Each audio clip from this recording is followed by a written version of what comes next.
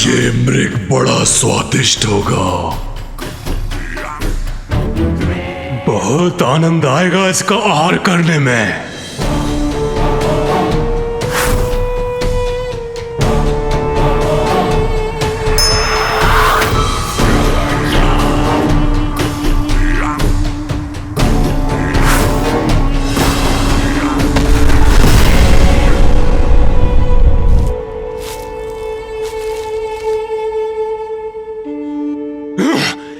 कितने समीप थे उसके हम, तब भी वो मृग कैसे भाग गया?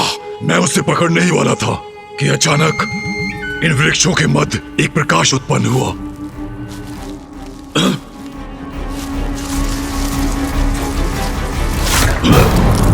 पुनः वही प्रकाश।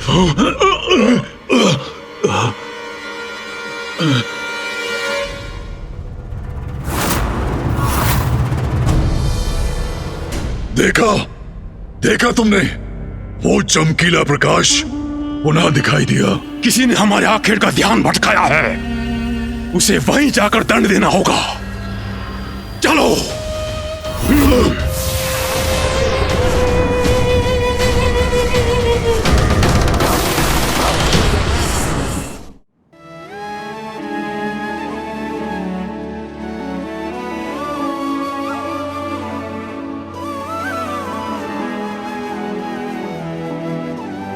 अब मैं स्वयं स्वामी के लिए ये फल लेकर जाती हूँ।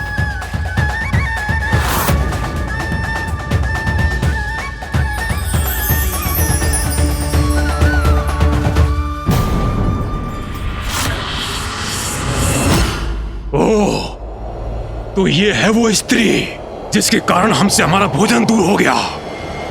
अब तो इनसे अवश्य ही भेंट करनी होगी।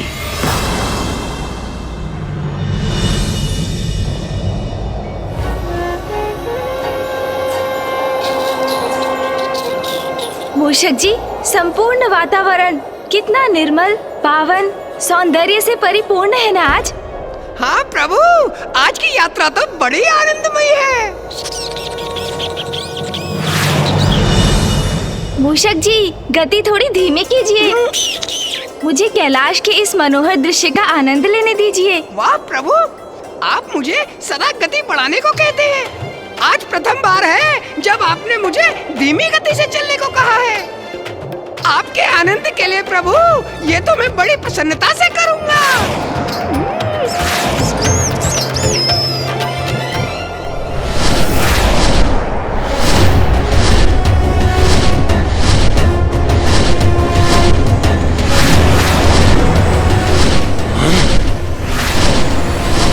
वो आकाश में क्या था? कुछ नहीं, मात्र एक मेघ है। कोई पक्षी होगा।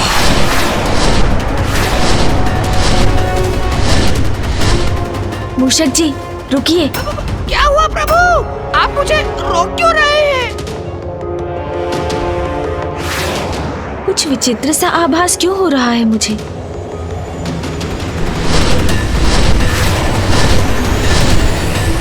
मूषक जी, यहाँ नीचे उतरना होगा आपको। जो आज्ञा प्रभु।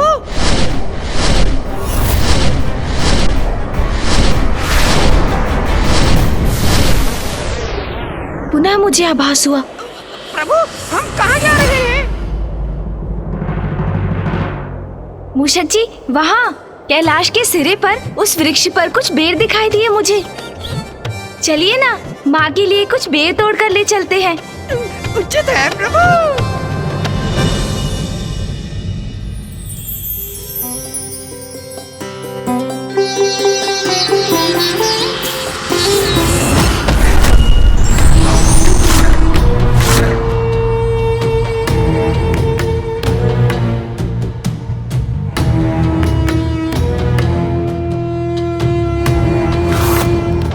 कहाँ गई वो स्त्री?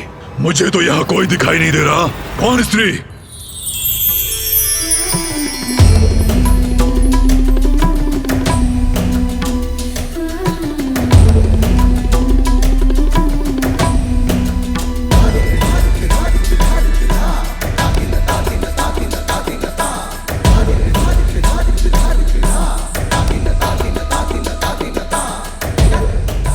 हृदय में फुर्ती भर दे, ऐसी पावन वायु का प्रवाह है यहाँ।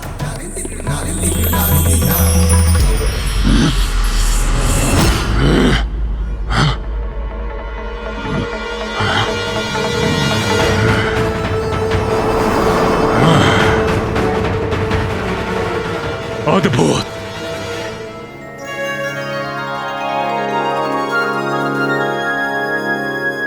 और स्वामी को फल खिलाने में और भी आनंद आएगा मुझे।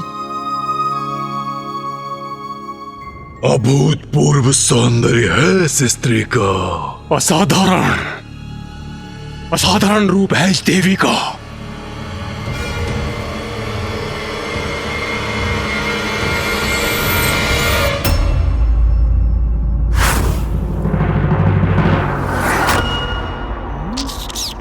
मूषक जी, माँ ये बेर पाकर प्रसन्न हो जाएंगी।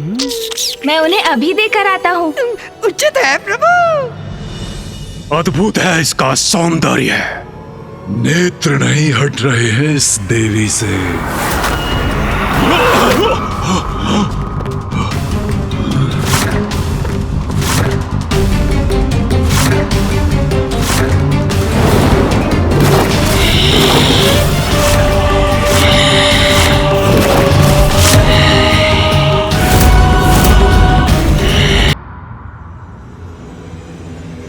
अद्भुत है इसका सौंदर्य। नेत्र नहीं हट रहे हैं इस देवी से।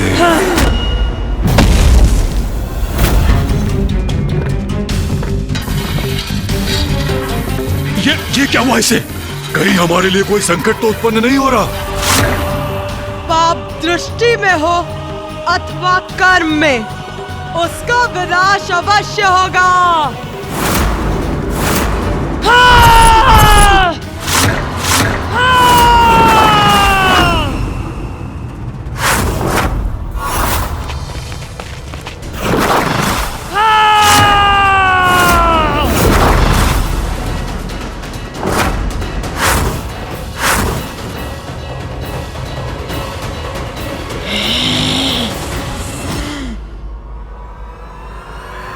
माँ,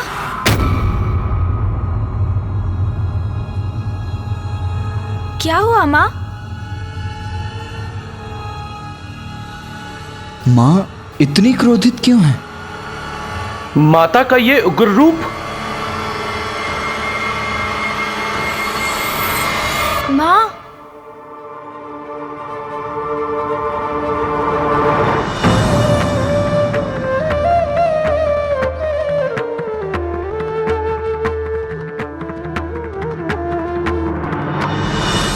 अरे पुत्र, तुम लौट आए।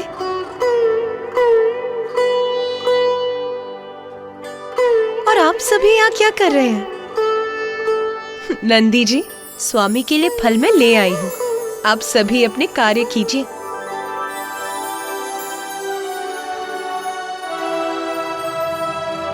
जो आज्ञा माता।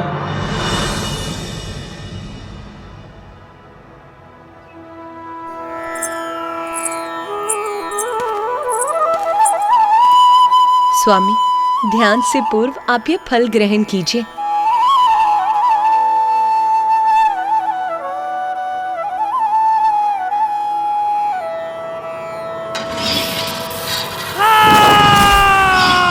अकारण तो कुछ नहीं घटता। इस घटना का भी कोई कारण तो अवश्य है। कुछ ना कुछ तो अवश्य हुआ है, अन्यथा माँ का इतना ऊंचा स्वर क्यों हुआ? कहीं ये किसी भावी संकट का संकेत तो नहीं?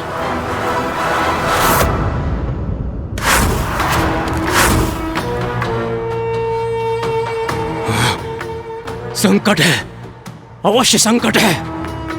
हमें यहां से भाग निकलना चाहिए। निकल चले। नहीं, इसने हमारा आखेट गंवाया है और अब ये हमें भयभीत करने का प्रयास कर रही है, किंतु इतनी सरलता से मैं कहीं नहीं जाऊंगा। इसे यहीं मंडरा कर सताएंगे। पुत्र गणेश, पुत्र कार्तिकेय, क्या हुआ? तुम्हारे मुख पर ये चिंता की रेखा क्यों उभर आई?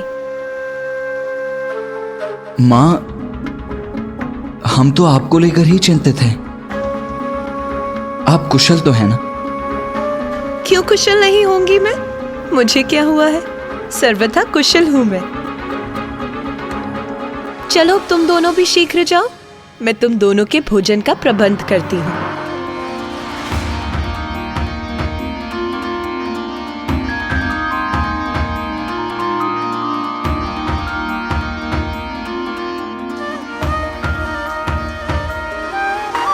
मेरी चिंता अभी भी दूर नहीं हुई। मैं माँ को लेकर अभी भी चिंतित हूँ। कुछ तो है जो उचित नहीं है। मुझे माँ को लेकर भैया से बात करनी ही चाहिए।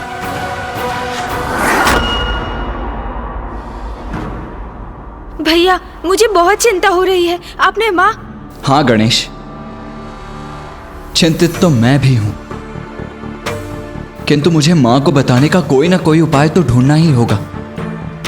अब मेरे जाने का समय आ गया है।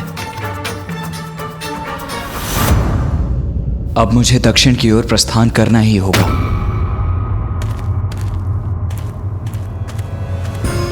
ओह, मैं तो भैया से माँ को लेकर चिंता व्यक्त करने जा रहा था, किंतु वो तो अपनी चिंता की ही बात करने लगे। मैं भैया से बात करने का एक और प्रयास करता हूँ। भैया, भैया, भैया, वो बात नहीं है। मैं तो आपसे ये कहने जा रहा था कि पुत्र गणेश, पुत्र कार्तिकेय, कहाँ रह गए तुम दोनों? मां से कैसे कहूं कि अब मेरा जाना आवश्यक है।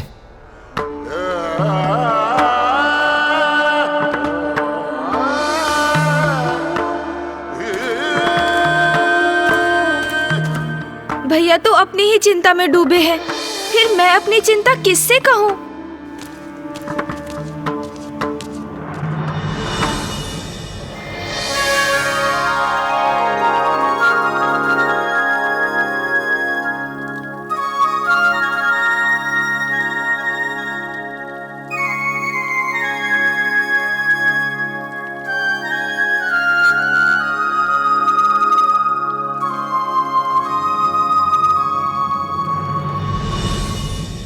तोतला जी, दी माता। आप कुछ मिष्ठान का प्रबंध कीजिए। दी माते, अभी लाया।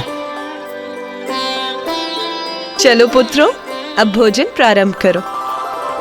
हाँ माँ। माँ अभी तो पूर्ण रूप से सामान्य है, फिर तब क्या हुआ था? इसके पीछे क्या कोई रहस्य है? क्या कोई संकट है जो अचानक अपना मुख उठाएगा? माँ, भोजन तो अत्यंत स्वादिष्ट है, आनंद आ गया, किंतु माँ, मुझे आपसे कुछ कहना है।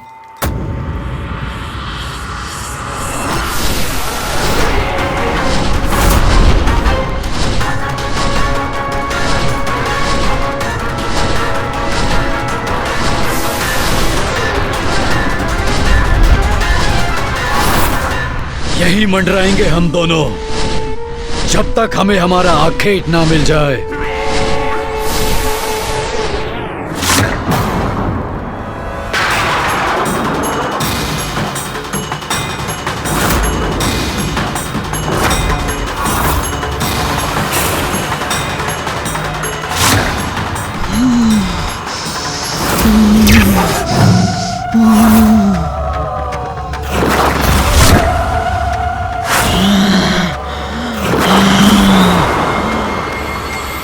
माँ, आपने मेरी बात पर कोई प्रतिक्रिया नहीं दी। मैं कुछ कहना चाह रहा हूं, आप सुन रही हैं ना माँ? माँ पुनः शांत हो गई।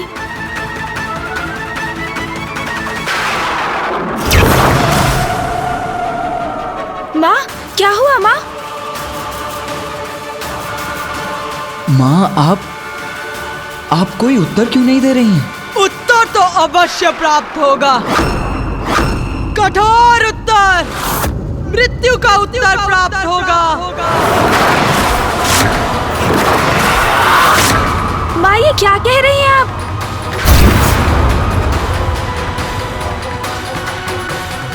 माँ, अरे क्या कर रहे हो तुम दोनों? भोजन के स्थान से ऐसे नहीं उठते।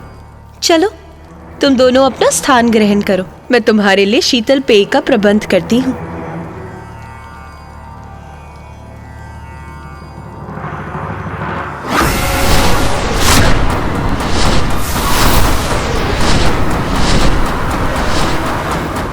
भैया, आपने भी देखा और सुना ना, ये माँ को क्या हो रहा है? गणेश, हमें भोजन समाप्त कर पिताश्री से बात करनी चाहिए।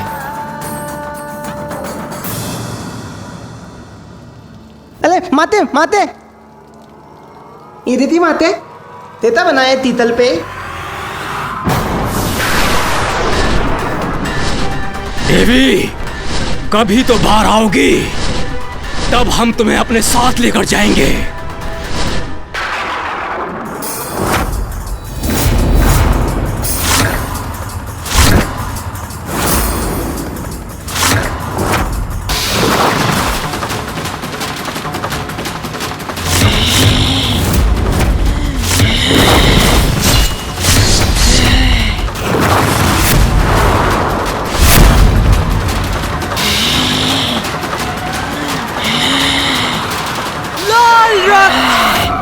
रक्तपान, रक्तपान!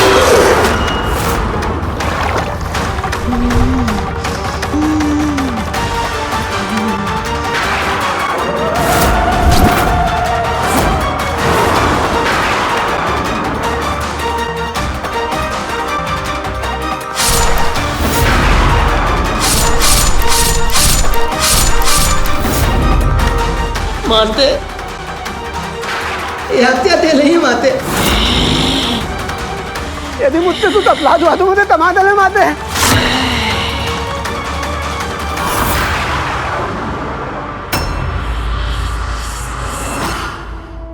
तोतला जी, पेय आपके हाथों से गिर भी गया तो इसमें इतने चिंतित क्यों हो रहे हैं आप? कोई बात नहीं, अच्छा ही बना होगा और सबको भाएगा भी। जाइए और लेकर आइए। दी माते,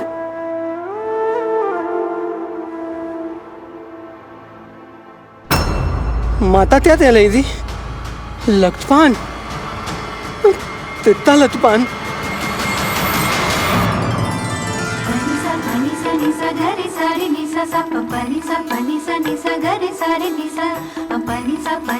माँ, क्या हुआ माँ? उमा,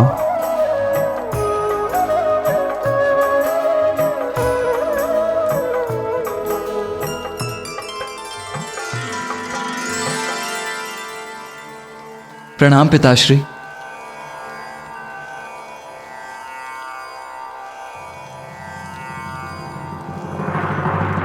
पुत्र कार्तिकेय, अब तुम्हारा दक्षिण प्रस्थान कर वहां अपने दायित्व निभाने का समय आ गया है। उमा, मुझे ज्ञात है पुत्र का जाना कितना कठिन है, किंतु कार्तिकेय कहीं नहीं जाएगा।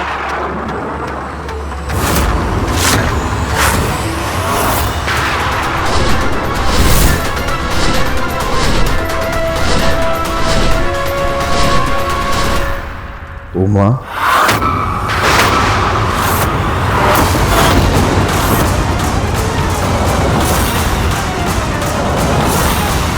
मैंने कहा ना, कार्तिकेय अभी कहीं नहीं जाएगा। अभी वसंत उत्सव का समय निकट है। मेरी इच्छा है इस बार कैलाश में विधिवत रूप से होली का उत्सव आयोजित हो, होली का दहन हो। बस मुझे जो कहना था वो मैंने कह दिया। अब मैं किसी की नहीं सुनूंगी। पुत्र, तुम होली के उत्सव के बाद ही यहां से प्रस्थान करोगे।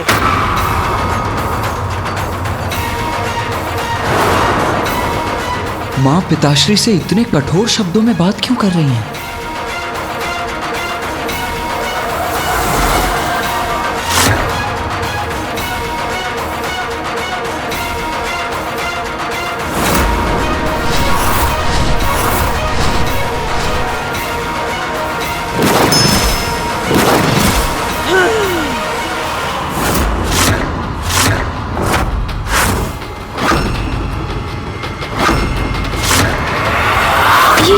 ये क्या कर रही है माँ?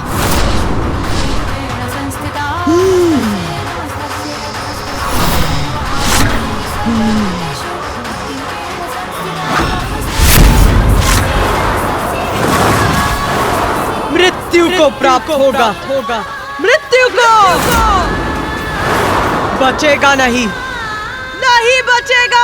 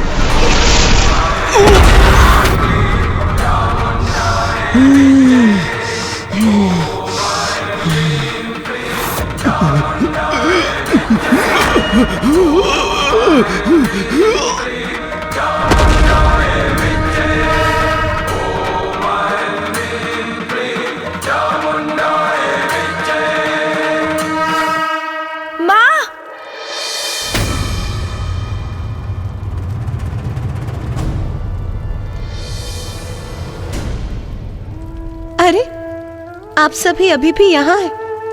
पुत्र गणेश, पुत्र कार्तिकेय, भोजन समाप्त हो गया है तो तुम दोनों विश्राम करो। स्वामी आप भी, मैं आप सभी के विश्राम का प्रबंध करती हूँ।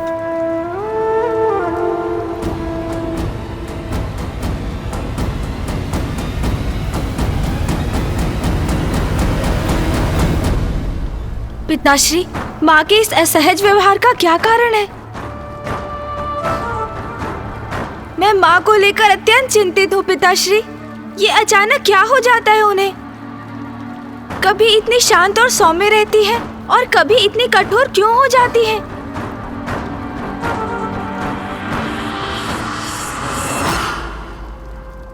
प्रभु, माता का इतना तीव्र स्वर सुनाई दिया तो देखने चले आए। प्रभु, माता कुशल तो है ना? क्या हुआ उन्हें प्रभु?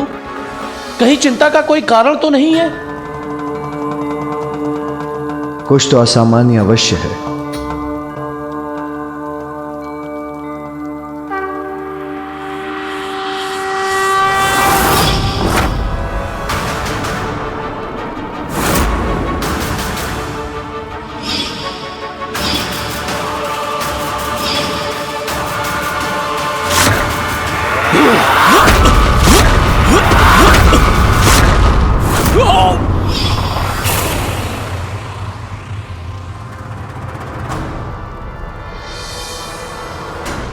क्या हुआ पिताश्री? ऐसा क्या देखा आपने जो आप भी विचार करने लगे? पापी असुर। अतुल? कोणता अतुल? अब तेलात में कोणता अतुल आतत्ता है? असुर, अभी जाकर अंत करता हूं उसका। पुत्र कार्तिकेय,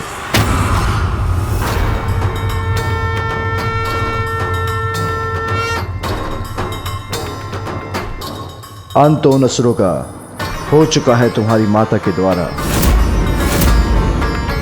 कदाचित संपूर्ण दिवस इन असुरों से उत्पन्न संकट का आभास होता रहा है तुम्हारी माता को।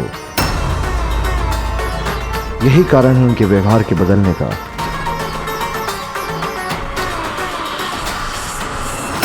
मां ने उचित ही किया। दुष्ट दुस्साहसी असुरों का अंत ही उचित है। असुरों का अंत हो चुका है, तब तो माँ को शांत हो जाना चाहिए था, किंतु वो तो अभी भी अशांत है। कहीं ये असुर किसी अन्य संकट का संकेत तो नहीं?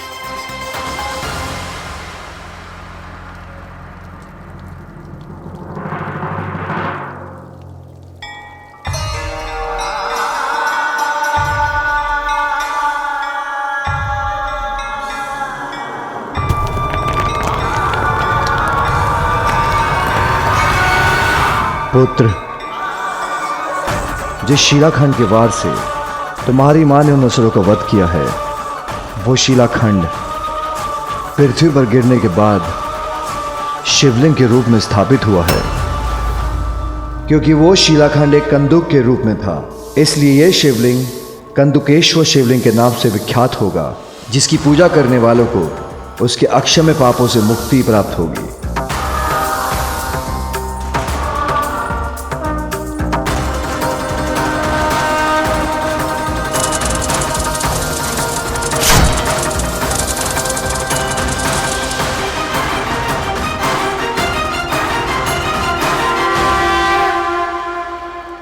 पिताश्री, संसार में जब कोई बुराई भी छाती है तो आपकी और माँ की लीला से उस बुराई का अंत संपूर्ण जगत के लिए आशीष बनकर ही उभरता है।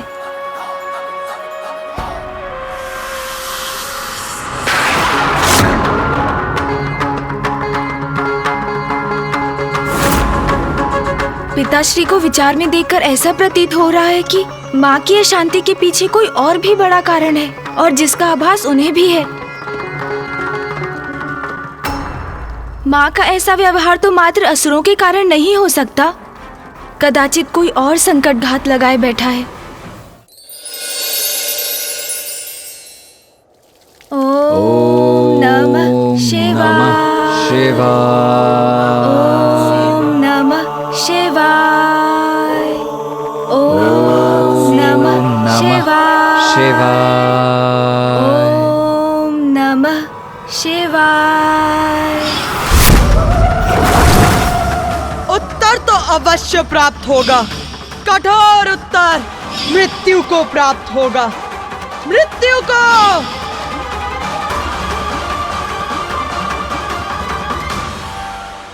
माँ कुशल तो है ना? कदाचित मुझे जाकर देख लेना चाहिए।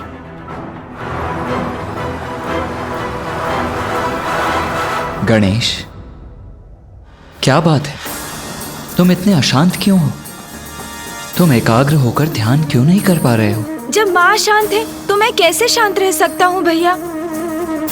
मुझे उनकी चिंता सता रही है।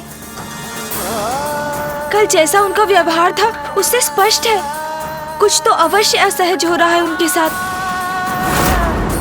उनमें निरंतर परिवर्तन आता ही जा रहा है भैया।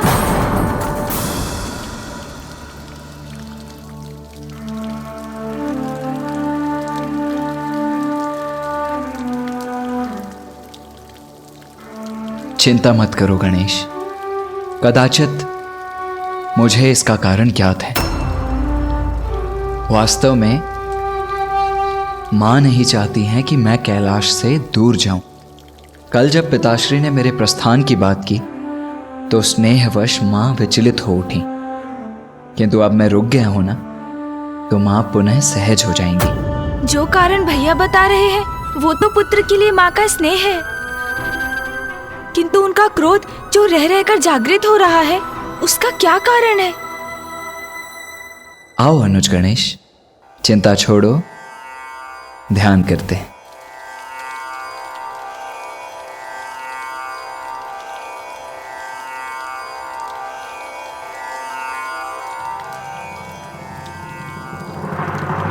कदाचित आपका कथन सत्य ही होगा भैया, किंतु मैं अपने मन को शांत नहीं कर पा रहा हूँ। मुझे क्षमा कीजिए। माँ को देखे बिना, उनका कुशल ज्ञात किए बिना मेरी चिंता दूर नहीं हो सकती।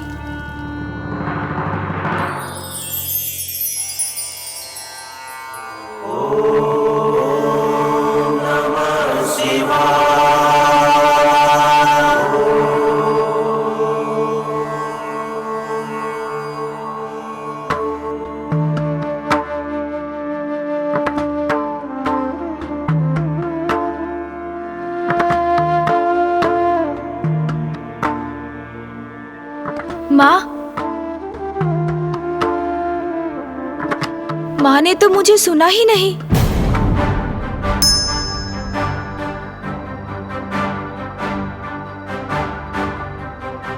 माँ उत्तर क्यों नहीं दे रही है?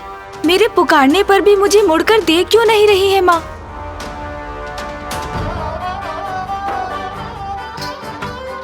माँ?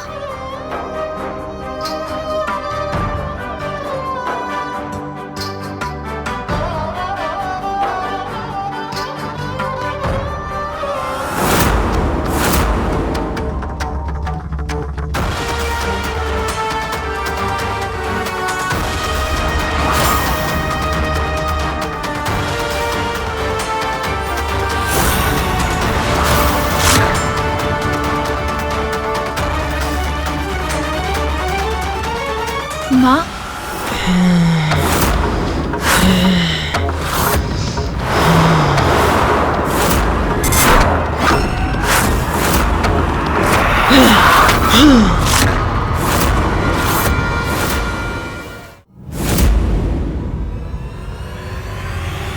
ये क्या?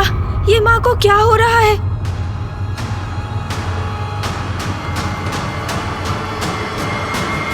ओम नमः शिवाय। ओम माँ ने मुझे रोक क्यों दिया? ओम नमः शिवाय। ओम नमः शिवाय। ओम नमः शिवाय। ओम नमः शिवाय। ओम नमः शिवाय। ओम नमः शिवाय। ओम नमः शिवाय। ओम नमः शिवाय। ओम नमः शिवाय। ओम नमः शिवाय।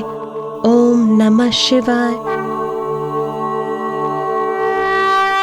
पुत्र, जब तुम आए तब मैं अपनी पूजा संपन्न कर रही थी।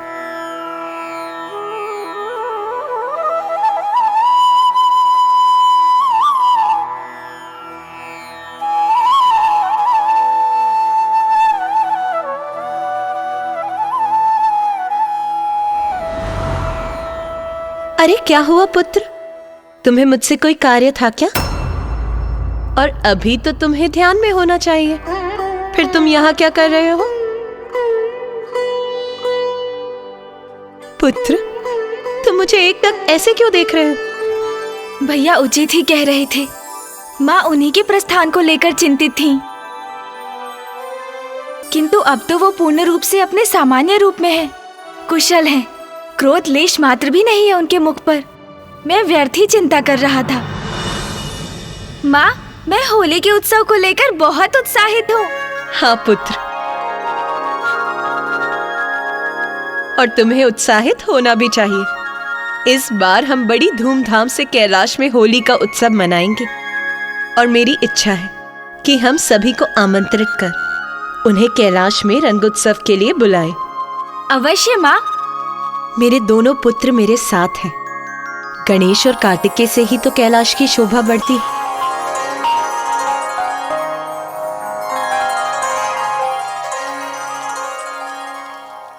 हाँ माँ, भैया तो है ही, किंतु मेरे कैलाश में होने से यहाँ कैलाश की शोभा सत्य में अद्भुत रहती है ना माँ? क्या हुआ माँ? क्या ढूंढने लगी आप? पुत्र, नंदी जी अभी फल तोड़कर यहाँ लाए थे। कदाचित मैंने उन्हें रसोई घर में रख दिया होगा। मैं अभी लेकर आती हूँ, फिर मुझे पूजा भी प्रारंभ करनी है। माँ रुकिए। माँ, आप कष्ट क्यों कर रही हैं? आप यहीं रुकिए, मैं फल लेकर आता हूँ। मैं अभी गया और अभी आया।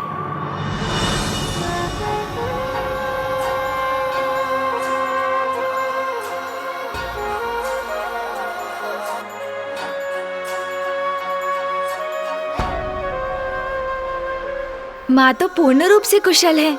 भैया और पिताश्री उचित कह रहे थे। मैं अकारण ही चिंता कर रहा था। देखा माँ, मैंने कहा था ना, मैं अभी गया और अभी आया।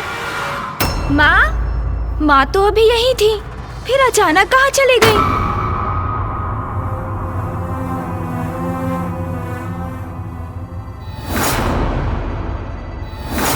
माँ, तोतला जी, आपने माँ को देखा क्या? नहीं, मैंने तो माता तो नहीं देता दनेत दी। नंदी जी, आपने माँ को कहीं देखा क्या? गणेश जी, माता तो इस समय पूजा कक्ष में ही होती हैं। वो वही होंगी। अब कहाँ ढूंढूं माँ को?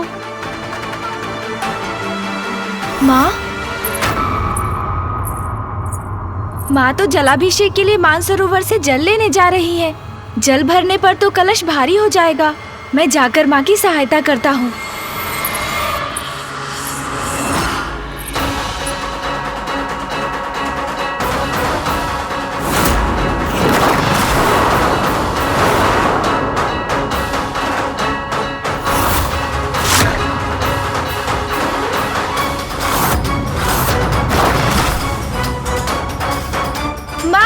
रुकिए माँ, मैं आ रहा हूँ आपकी सहायता करने।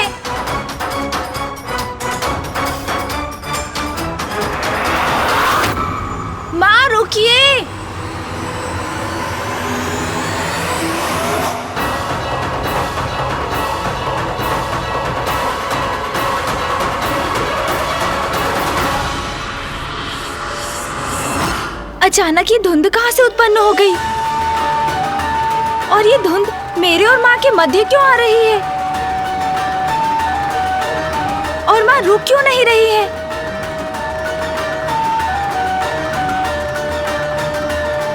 माँ रुकिए ना, मैं भी आ रहा हूँ।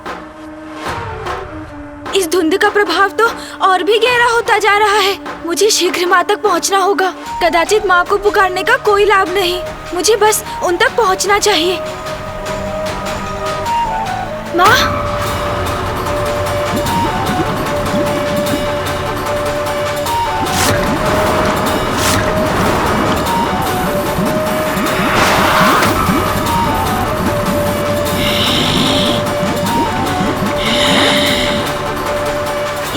ये कैसी ऊर्जा प्रवाहित हुई माँ के भीतर से?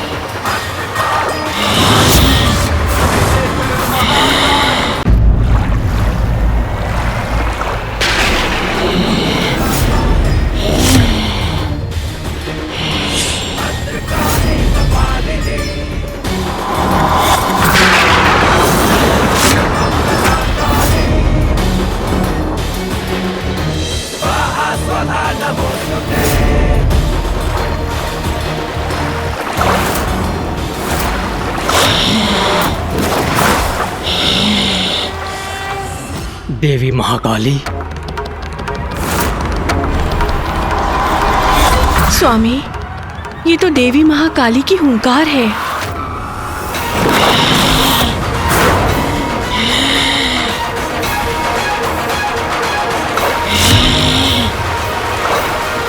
उमा, उमा, उमा, उमा।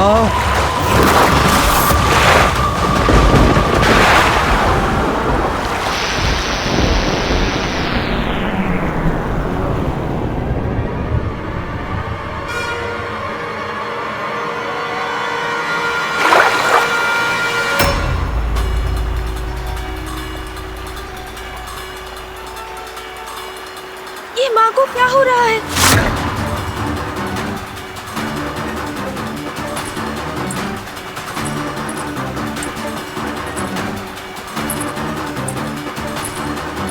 माँ, माँ, रुक जाइए माँ।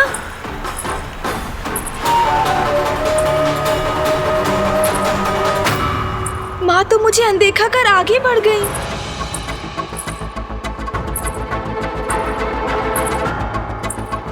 माँ, ये सब क्या हो रहा है? माँ तो ऐसे चली गई जैसे मैं यहाँ हूँ ही नहीं।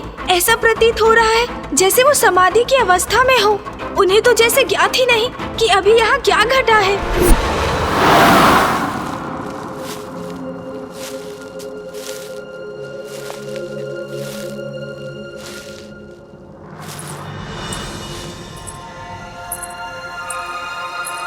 माता, माता, आप इतना भारी कलश उठाकर लाने का कष्ट क्यों कर रही हैं? दीजिए, मुझे दीजिए। नंदी जी, शिवलिंग के जलाभिषेक के लिए जल तो मैं स्वयं ही लाती हूँ। आप और अन्य गण यदि मेरी सहायता करना चाहते हैं तो आप होलिका दहन की पूजा की तैयारियां प्रारंभ कीजिए। इस बार उत्सव में कोई कमी नहीं रहनी चाहिए। जो आज्ञा माता, उचित रहेगा। माता, मुझे स्मरण हो आया, गणेश जी आपको ढूंढ रहे थे। कदाचित वो आपके पीछे पीछे भी गए थे। पुत्र गणेश? किंतु मैंने तो उसे लौटते समय नहीं देखा। कोई बात नहीं, आप अपनी पूजा पूर्ण कीजिए। वो यहीं कहीं होंगे। मैं उन्हें शीघ्र ढूंढकर आपके पास भेजता हूं।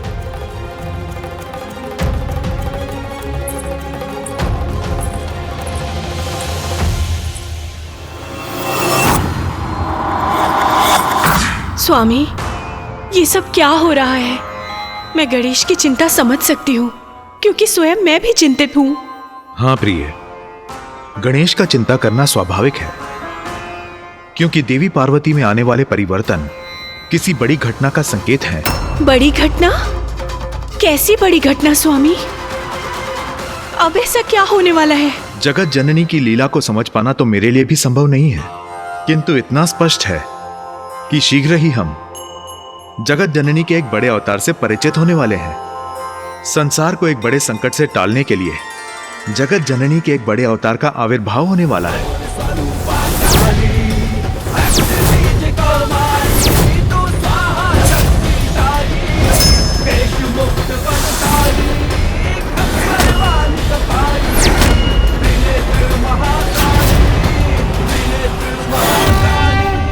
सत्य कहा स्वामी आपने।